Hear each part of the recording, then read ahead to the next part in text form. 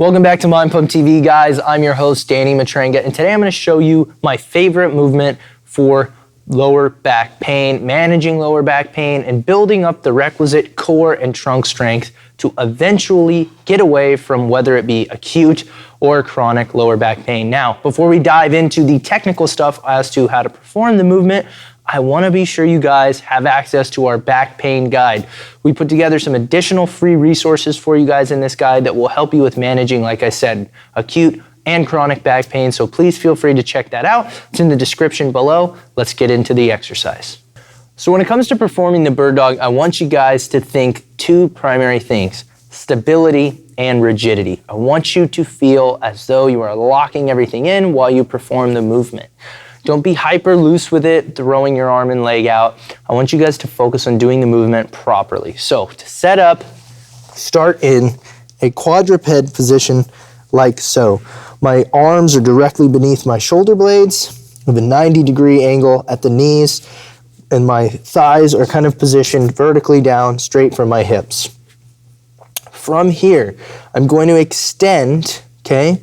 Opposite arm, opposite leg. So as my right arm goes forward, my left arm is also going to go forward. And you'll notice I'm making a very straight, flat position at my back.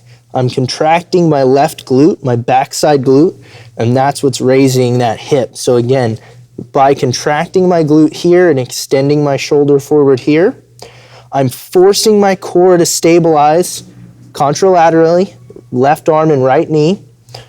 Coming back slow, trying to maintain that flat position, and then I'm going again with the other side. One of the common problems you'll see is people going too fast and twisting or losing stability, or what you'll see often is that leg will point away or the arm will point out. You want to be thinking flat, flat, flat as you extend, holding this position strong and stable. So with the bird dog, speed is kind of your enemy. Stability and rigidity is your friend. So being cognizant as you perform the movement to maintain that nice flat back, minimizing twisting. And it's the act of not agitating that back by going through any flexion and extension when you're dealing with pain, and instead focusing on stability that kind of helps build the confidence, not just mentally around how you're handling the pain, but it's also great for the musculature surrounding the spine, locking everything in.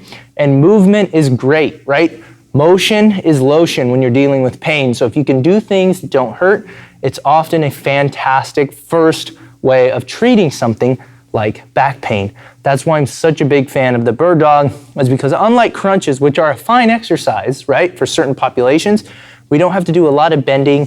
We can kind of let that back rest while we stabilize with those important structures of the core and glutes. All right, guys, so that was the bird dog.